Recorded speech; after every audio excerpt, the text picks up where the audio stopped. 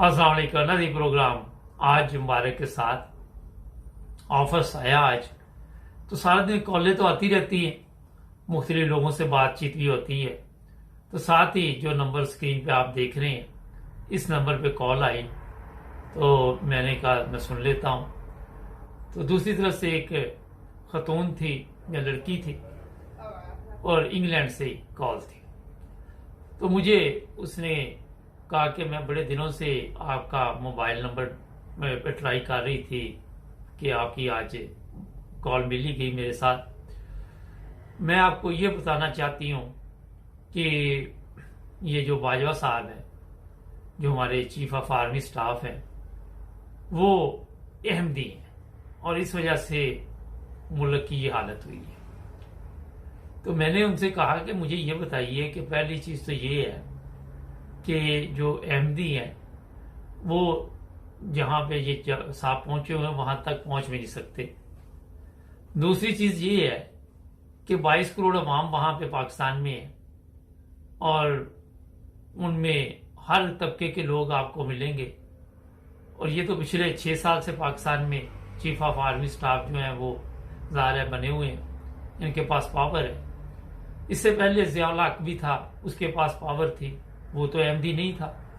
कहने लगी नहीं वो तो अहमदी नहीं था। मैंने कहा मुशर्रफ, कहने लगी वो भी अहमदी नहीं था। मैंने कहा वो या जनरल रानी, कहती वो भी अहमदी नहीं था। मैंने कहा वो यूब, कहती वो भी अहमदी नहीं था।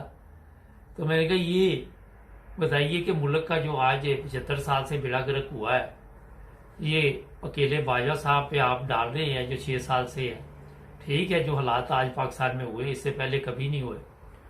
तो 22 करोड़ अवाम जो है वो भी अहमदी नहीं है ज्यादा, आपने देखा।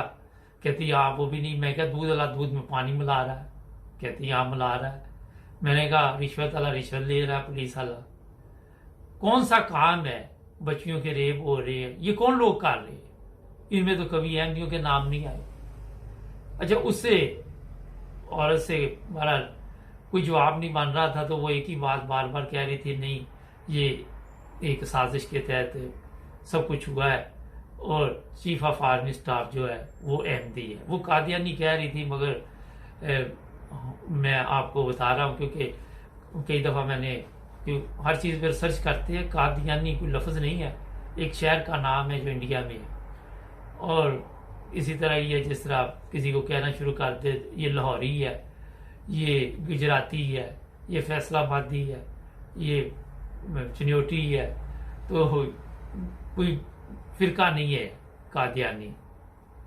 खैर, लोग बेशुमार हमारे प्रोग्राम देखते हैं, फिर उसमें कई जो है वो मजहबी जुनून जिनको है वो तराजात भी करते हैं। कल आपके इल्म में है कि ये अवामी चैनल है तहरीक लबैक वाले भी इलेक्शन में हिस्सा ले रहे हैं, उस पर भी हमारा एक प्रोग्राम चला कि उनका क्या नज़रिया है।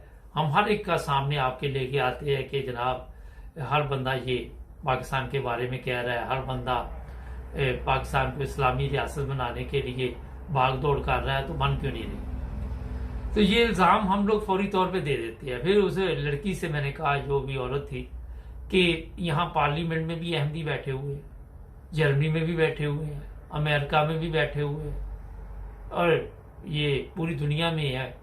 आप जहाँ भी चले जाएं, जब मैंने इस पर रिसर्च की तो जर्मनी के स्कूलों में भी इस्लामी तालीम जो है अहमदी दे रहे हैं, टीचर जो है। तो वो लड़की कह रही लगी नहीं, लेकिन ये पाकिस्तान में क्या कर रहे हैं, तो ये फिर वहां चले जाए। और ये खुद इंग्लैंड में रहती है। मैं इससे ज्यादा बहस तो ना की क्योंकि मुझे पता था कि आप जितनी भी बहस करते जाए उसका नतीजा कोई नहीं निकलता। कहती मैंने सिर्फ यही मैसेज देना था। मैंने कहा मैं आपके इस मैसेज से इत्तेफाक नहीं करता और इसमें कोई शक नहीं है। अगर आप देखें जो इस पे एंड पे बात की कि ये लोग वहां पे क्यों रह रहे हैं, तो मैंने इसको कहा कि वो पाकिस्तान के नेशनल हैं। जिस तरह दूसरे लोगों ने आज़ादी के लिए जंग लड़ी 47 में कायदे आजम के साथ, आपके इल्म में है जो पहले वजीर खारजा थे सर जफरुल्लाह खां, वो भी अहमदी थे। डॉक्टर अब्दुल सलाम अहमदी थे। उनकी पाकिस्तान के लोगों ने कदर नहीं की। आपके जो लोग पाकिस्तान में है जिनमें शऊर है वो बात कर देते हैं कई दफ़ा आके, मगर हमारी बदकिस्मती समझने से कि हम कहते हैं अदालत जो है वो दयानतदार नहीं है, अदल पे नहीं है। जब हम बात करते हैं तो उसमें भी अदल नहीं होता, ना इंसाफी से काम लेते हैं। फिर पाकिस्तान में जो 65 की जंग थी और उसमें जो जनरल थे वो भी अहमदी थे, अख्तर हुसैन थे, अब्दुल लई थे और भी लोग थे। मैंने इसलिए ये बातें आपको कही है कि उस वक्त तक तो पाकिस्तान की हालत ठीक थी, मकसद ये बताने का आपको। फिर MM अहमद जिनके साइन पाकिस्तान के जो नोट थे उन पे देखे जा सकते, जो पुराने नोट थे जब तो उसमें भी उनके साइन नजर आते। उस वक्त पाकिस्तान के नोटों की वैल्यू थी। पाकिस्तान उस वक्त जर्मनी जैसे ममालिक को कर्जा दे रहा था और फिर आपने देखा कि आहिस्ता आहिस्ता पाकिस्तान की हालत खराब होती गई। मैंने उस लड़की को यह भी कहा कि आपके हमसाये ने कभी आपको इंग्लैंड में पूछा है कि आप किस मजहब से तल्लुक रखती हैं? मैंने कहा यहाँ पे हर मजहब के लोग UK में मौजूद है, अमेरिका में मौजूद है। कहने लगी यहाँ लॉ है, कानून है। तो मैंने कहा हमारे भी तो है ना, आइन है, कानून है, जिसकी किसी को आज तक समझ नहीं आती, किसी को पता नहीं है।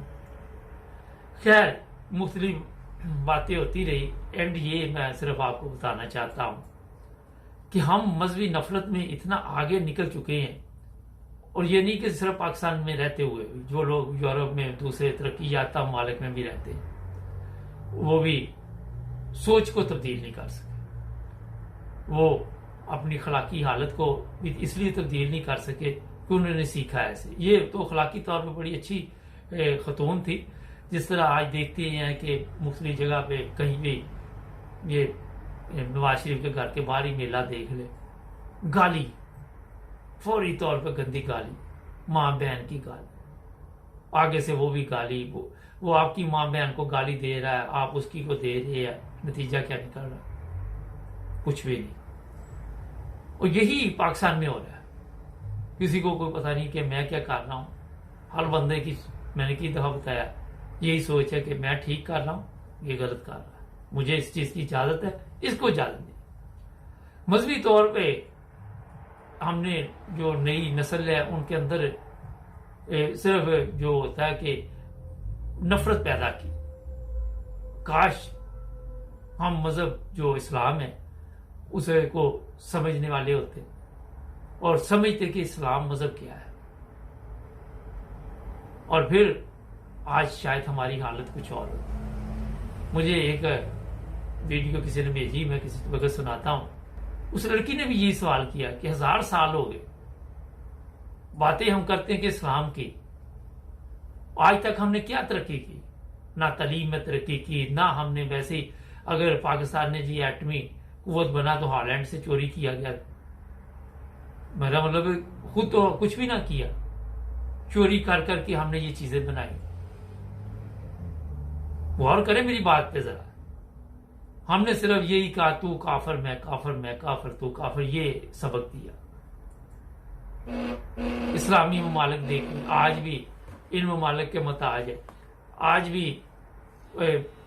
इनके बगैर नहीं चल सकते, ना यूरोप के बगैर चल सकते, ना अमेरिका के बगैर चल सकते। कोई भी इस्लामी मुल्क मुझे दिखा दे। कई इस्लामी मुल्क है जिनको तबाह बर्बाद कर दिया गया, सिर्फ नारे लगाए हमने। सदाम ने वो 2-4 फायर किए, कलाशनकोव निकाली, दूसरों ने ये किया, तीसरों ने ये किया, चीज हमारे पल्ले कुछ भी नहीं। इसी तरह मजहब में भी है कि सिर्फ हम अपना बढ़ चढ़ के बातों में हिस्सा लेते मगर पल्ले कुछ भी नहीं, ताकत नहीं है। अगर किसी के अंदर मजहब की ताकत हो, उसको मजहब का पता हो, वो उसके जरिए दूसरे को मुतासर कर सकता है। हम क्या कर सकते हैं? किसी को मुतासर नहीं कर सकते। तो ये जो लोग सोच रखते हैं कि चीफ ऑफ आर्मी स्टाफ का फलां मजहब है, फलां मजहब है, मैं इन चीजों से बड़ा इत्तेफाक नहीं करता। और पाकिस्तान में रहने वाले भी जानते हैं इन चीजों को। और इसी नफरत ने पाकिस्तान की तरक्की को रोका हुआ है, पाकिस्तान के हालात को खराब किया हुआ है। मजहबी जुनून में हम इतने आगे निकल जाते हैं, ना हम इंसानियत का एहतराम करते हैं, ना हम अखलाकियात का एहतराम करते हैं, ना हम किसी की इज्जत करते हैं और ना हम सच बोलते हैं और ना हम सच बताते हैं। हमें सच का खुद भी इल्म नहीं, हमने भी झूठ सीखा, वही चीजें आगे बताते रहते हैं। आप देखें जो गैर अखलाकी ऑडियो निकल रही है, वीडियो निकल रही है, वो तो कौन बना रहा है? ये सोचने की बात है। पार्लियामेंट हाउस से ऑडियो निकल रही है, वो कौन निकाल रहा है? तो मैं उन तमाम जो हमारा चैनल देखते हैं उनसे बड़े अदब के साथ दरख्वास्त करूंगा, गुजारिश करूंगा कि खुदारा मजहब को और सियासत को अलग-अलग करें। हर बंदे को उसके मजहब के मुताबिक आप इबादत करने का हक दें। पाकिस्तान में वही पाकिस्तान लेके आए जिसमें तमाम शहरी बराबर है, जिसमें तमाम शहरियों के बराबर के हकूक। आज आप देख रहे कि किसी हॉस्पिटल से लाशें मिल रही हैं छत से। हमारे वहां कहते जी बेहुरमती हुई है, हमारे जिंदा का एहतराम नहीं करते, वो तो मरे हुए हैं। यहाँ जिंदा का एहतराम है। आज ही फेसबुक पे 4 बंदों ने एक बंदे को पकड़ा हुआ था और नंगा करके उसकी पीठ के ऊपर वो सोटे डाल रहा था। ये फेसबुक पे चल रही है। तो हमारे तो वहां जिंदा की ये हालत है।